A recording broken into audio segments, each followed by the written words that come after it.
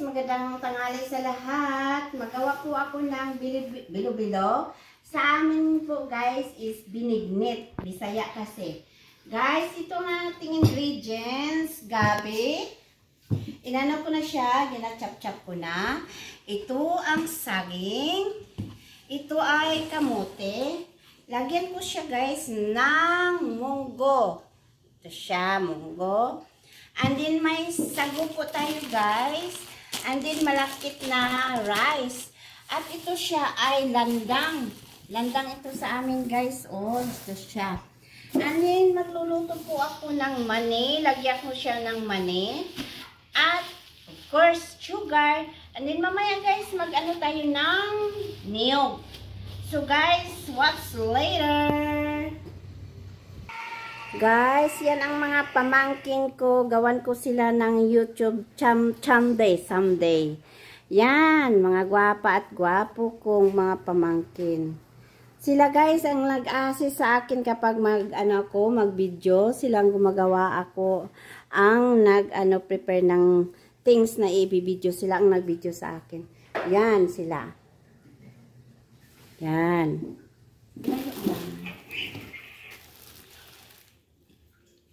Guys, ito yun na natin lagay yung malagkit para ma-creamy siya guys. And then yung sago. Ito ang sago. Lagay natin. Para mas masarap ang ating bilo-bilo or binignit sa aming Bisaya. Sa Bisaya yan guys ha, binignit. Pero kung Tagalog, bilo-bilo. Guys, ang una ko ilagay doon sa ating lutuan, itong munggo, itong malagkit na rice, at saka sago. Ito guys, yung munggo, malagkit, at saka yung bilo-bilo. Guys, ilagay na din natin ng ating ano to? Landang. Tapos, kalimutan si landang. Ay, si landang. Sarap ito guys, si landang. Ito na yung guys, yung munggo, yung malagkit, at saka yung bilo-bilo. Munggo. And then, ito ang ilagay na natin ng landangs. So, mamaya kunti guys, ilagay na natin ang yung gabi at saka kamuti. And then last portion yung gata at sugar.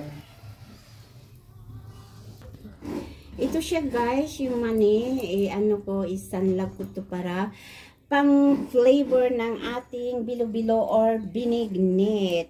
Masarap to siya guys. Mani. Guys, ilagay na natin ang kamuti. Dami-dami. Then, lagay natin ang gabi.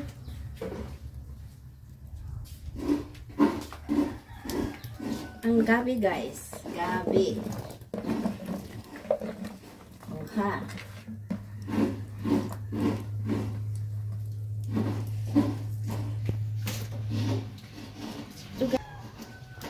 Yan.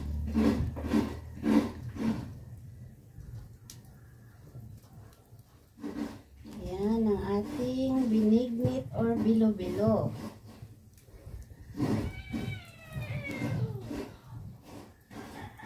Yan. Kitams.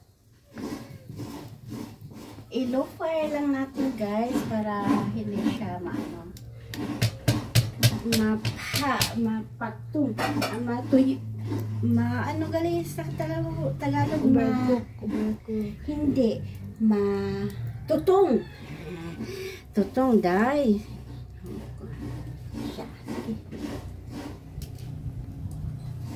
Guys, luto na ating mani. Palamig muna natin para punan natin ng balat. Saka natin ilagay sa ating bilo-bilo or binignit.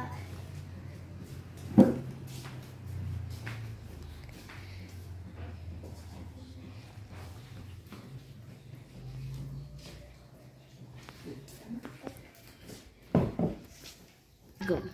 Ito guys, ang sikang gata, ilagay natin para mas lalo siyang sumarap.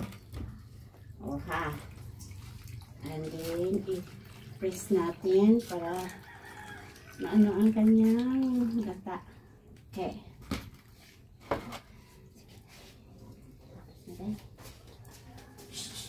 Ito na guys, lapit ito yung maluto. Ano lang kulang ito yung saging guys, at saka yung pinaka first na gata, then sugar. Siguro mga 10 minutes guys, tapos na ito. Tingnan niyo guys, gaano kaganda ang ating bilo-bilo. Yummy! Oh, ito na siya guys. Lapit na tayo sa katotohanan. Wow. Wow, wiwi-wuwu. Pang isang baryo ito guys. Ang sarap.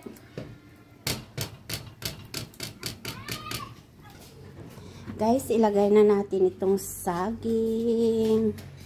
Ito.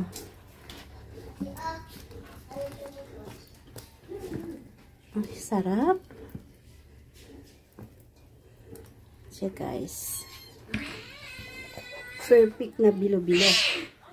So, guys, ito na ating gata. Siya guys. Super sarap. Diyos mio Marimar. Them out. Wow. Ano yun guys?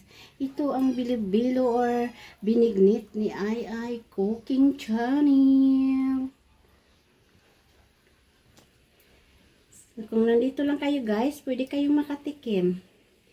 Then, ilagay natin ang sugar at din yung mani. Wow. Parang mani. Wow na wow. Talagang ano siya guys. Oh, ang sarap. So, guys, ilagay na natin ang sugar. Yan. So, yummy guys. Oh my God. Baka ano siya. Sumusobra.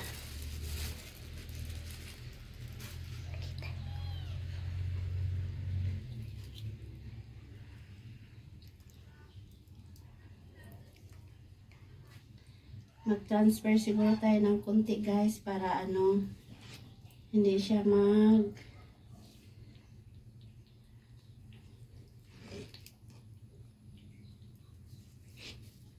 guys, my God.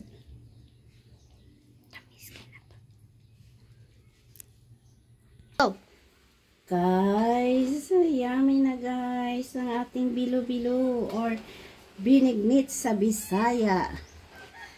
Guys, paborito ko ito guys, bilo-bilo or binignit. Kita nyo guys, isang bayo ang kumakain nito. Isang bayo guys. Oh, guys, itong mani, ang last portion natin ilagay. Yan. Yan. Pang-pasarap, pang-pabango guys. Yan. Kita nyo? Sarap na sarap guys. Makalimutan ninyong pangalan ninyo sa pagkain nitong aking binignit or bilo-bilo. Diba? So guys, thank you for watching guys. Hope you like my video how to cook or to prepare the bilo-bilo or binignit in Bisaya. Hopefully